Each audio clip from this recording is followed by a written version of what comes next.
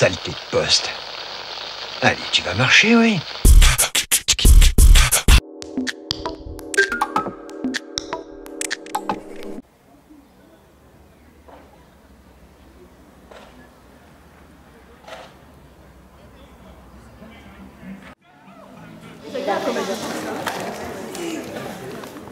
Ben voilà.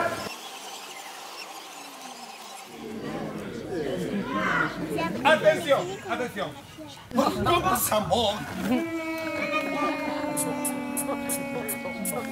Adija. Cher miroir, qui est la plus belle dans ce pays? Blanche-Neige. Pardon. Méchante fille. Con cuidado, con cuidado. Touchez votre cœur. Non, ci slova padej, padeš mi nechytne io sta mano. Opatrně, opatrně. On va tenir. Jejda. No rigolpa, no rigolpa. Jo. Ura, ura. No rigolpa. Takhle. Ura. Blanche-Neige, Oui. Blanche-Neige, tu as toujours peur de m'aimer? Oui, je perds. Mais je t'aime. Hurrah! Il y aura un mariage. J'espère que vous allez nous inviter.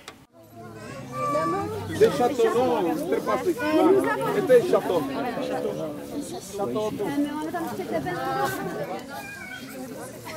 Et vous? Man. Merci beaucoup. Et merci. Bon, regardez, madame. Merci. También, ¿quieres? Ah, mano. Como tú. Merci. Ah. C'est bon, souvenir. Comme ça, autour de. Merci. Tu veux? Tu as droit dans les yeux.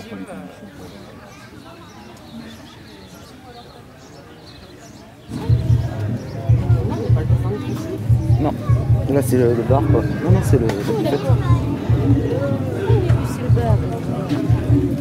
Ce que nous demandons, c'est avant tout qu'on prenne en compte notre analyse de la situation et des possibilités de propositions qui sont réelles, intéressantes et justes pour tout le monde. Renaud Marchal, bonjour. Là on est au festival Bric-à-Brac, tout le monde s'amuse, il fait beau, c'est beaucoup mieux que l'année dernière où il avait beaucoup plu. En même temps, on voit dans ce festival des petites pancartes qui rappellent que l'été va être chaud pour les festivals et qu'il est chaud pour les intermittents. Alors, est-ce que tu peux nous expliquer un peu, en commençant notamment par ton parcours dans l'intermittence? Alors moi, je suis intermittent depuis une douzaine d'années.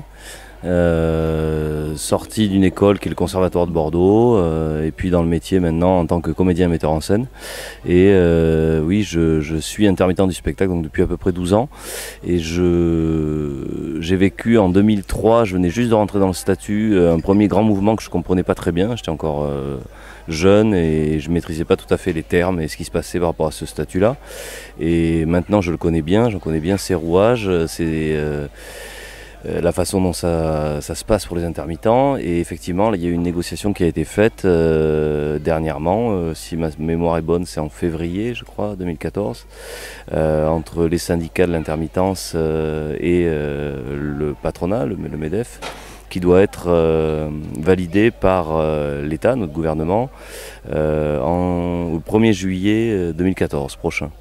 Il y avait déjà eu des mouvements en 2003, Avignon avait été annulé. Le protocole de l'intermittence a été revu, repensé notamment par des institutions dont nous faisons partie. Je dis nous, tous les intermittents, syndiqués ou pas, moi je ne suis pas syndiqué. Et avec des propositions concrètes pour faire évoluer le statut effectivement et aller dans le bon sens en tout cas pour essayer de le maintenir, pour pouvoir avoir la richesse culturelle qu'on a en France à l'heure actuelle. Tant pour les techniciens que pour les artistes, et le faire évoluer dans le bon sens. Malheureusement, aucune de ces propositions-là n'ont été prises en compte dans la négociation qu'il y a eu, et le vote s'est fait de nuit, fin février je crois, ou mi-mars, je ne sais plus exactement dans les dates. Moi ce que je vois c'est que la culture rapporte, contrairement à ce qu'on nous dit. La culture rapporte. Avignon, on est un bon exemple, c'est l'exemple phare. Hein. Je crois que c'est 1 million d'euros par jour pour la ville, je crois, Avignon. C'est énorme. Et en gros, en France, pour 1 euro de contribution du service public en général, c'est 5 euros reversés, gagnés en tout cas. Alors pour les villes, pour les hôteliers, quand il y a une manifestation, quelle qu'elle soit, pour les gens intermittents qui travaillent aussi, pour ces gens-là qui du coup sont pas chômeurs parce qu'il y a quelque chose à faire dans leur métier, etc. etc. Et puis pour plein d'autres domaines qui sont concernés. Donc il faut bien rappeler ça, je crois. C'est que la culture rapporte et elle rapporte plus qu'elle ne coûte à l'heure actuelle, même si on essaie de nous faire croire le contraire. Et puis on nous parle d'abus, il ne faut pas oublier que à côté de ça, on parle peut-être moins des parachutes dorés, c'était très à la mode il y a quelques temps, des grandes multinationales qui engrangent énormément de profits et qui pourtant licencient. Voilà. Je repose ma question une dernière fois d'une autre façon. Donc le rôle du patronat là-dedans qui impose des conditions, alors que ça rapporte, la culture rapporte, elle fait plaisir aux gens, ça a plutôt tendance à les développer, les pacifier. La culture rapporte et le patronat, dans ce contexte de crise, rend les choses encore plus difficiles. Quel est son objectif selon toi?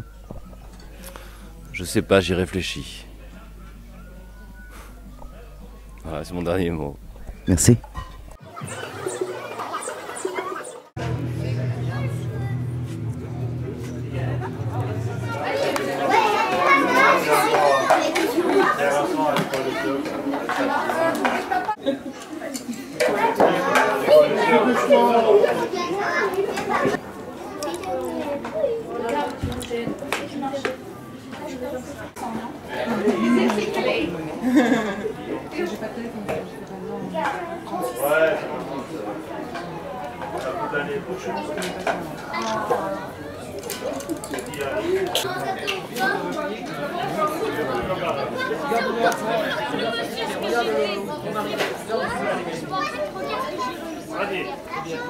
Ah, je vais le défaire en même temps. Oui, mais attends, écoute, regarde. Il faut d'abord comme ça. Moi, regarde comment ça va. C'est facile, non? Encore plus haut. Tu veux essayer de monter? Oui. Voilà. Antoine, il persiste. Hein.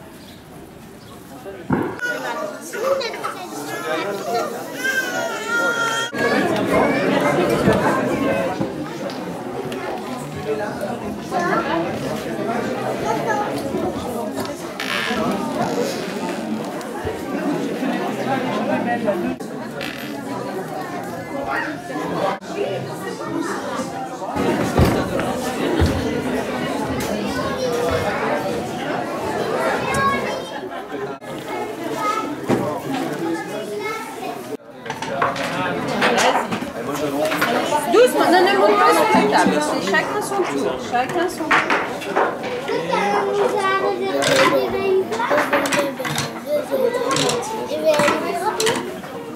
Bon, vas-y, viens, on joue.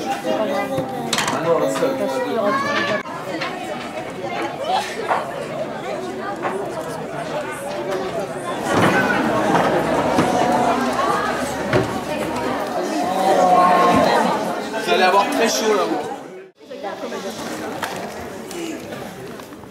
Ben voilà.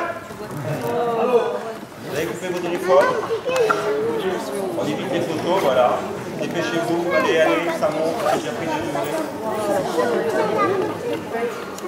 Et après, je vous laisse avec la compagnie qui roule pour un spectacle qui est là depuis une semaine pour resserrer quelques boulons, quelques lumineux, avec la barbe, la larbe bleue.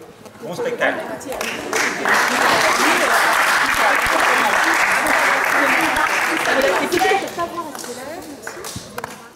Il faut bien savoir qu'il y a peu de gens qui peuvent, comme pour Bric-à-Brac, je vais prendre un exemple concret, se dire ben là pendant 15 jours je vais travailler sur Bric-à-Brac et après rien. Voilà, entre l'organisation, je pense aux techniciens aussi c'est pareil, travailler pendant 15 jours, 3 semaines d'organisation, puis les jours où le public est là, maintenir tout ça et après s'il n'y a pas d'autres, ce qu'on appelle des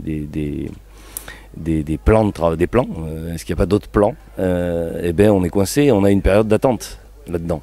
Et si jamais je choisissais d'avoir un travail fixe, comme tout le monde, comment je pourrais dire à mon employeur, je prends 15 jours pour faire bric-à-brac, ou je prends 15 jours pour faire Garo Rock, festival de musique dans notre région en Aquitaine, ou je prends 10 jours pour faire le Grand Souk à Ribérac, festival de musique également, où je prends 8 jours, 3 semaines pour préparer et jouer, et préparer et organiser le festival Les Chemins de l'Imaginaire à Terrasson, etc. etc. Je pourrais te donner plein d'exemples. Mais voilà, donc le statut est là pour pallier à ça, pour ces périodes de creux où une indemnité chômage est prévue en fonction des heures qu'on a fait l'année d'avant. Alors je ne vais pas rentrer dans le détail, ça deviendrait vraiment assez complexe, et c'est bien pour ça que c'est facilement désinformable et qu'on nous fait passer pour des gens qui profitent du système. C'est pas la réalité. À ma propre échelle, je ne suis pas propriétaire de ma maison à 33 ans, je ne roule pas en BMW grand luxe, voilà, mais je vis de ma passion, j'essaie de le faire du mieux que je peux, j'en vis bien, je mange correctement. Et voilà, mais c'est aussi parce que c'est une passion et qu'il y a cette possibilité-là que je peux continuer à faire fabriquer des spectacles, à aider à la création de festivals ou autres. Voilà, c'est aussi grâce à ça. Qu'est-ce que ça représente un intermittent pour un festival? Un peu tout. Parce que ce sont des gens dont c'est le métier, qui sont salariés, déclarés, et qui participent de ça. Et j'en reviens à l'exemple que je te donnais tout à l'heure. Si je devais travailler dans, je sais pas, dans l'hôtellerie par exemple, je ne pourrais pas dire à mon employeur je m'en vais pour organiser un festival. Il faut être intermittent pour ça. Ce statut a été créé par les métiers du cinéma, ce que rappelle d'ailleurs Philippe Torreton dans son interview sur France Inter, dernièrement, la semaine dernière, cette semaine même, pardon, c'est que voilà, on ne trouvait plus de personnel pour assurer ces tâches-là. Donc on a créé ce statut-là. Donc sans ces gens-là, ça n'existe plus tout simplement. Ou alors on va avoir quelques permanents, mais qui vont peut-être même être harassés de travail, il n'y en aura pas suffisamment pour le coup. Sur une période d'été, on ne peut pas se démultiplier. Si moi je suis sur bric-à-brac, je ne serai pas sur un festival qui est peut-être en France, il y en a peut-être plusieurs ce week-end, je ne sais pas, ou d'autres animations, ça peut être une animation d'une journée, pas forcément un festival. Donc le risque après actuellement en tout cas, la menace elle est là, et nous les 3/4 de notre milieu est en train d'en parler, c'est effectivement qu'on crée des problèmes, qu'on annule certains festivals parce que des gens vont certainement se mettre en grève. Ça a été le cas à Montpellier, j'ai entendu ça aux informations là dans la semaine sur un festival, je crois que c'est sur Montpellier, en tout cas dans le sud de la France.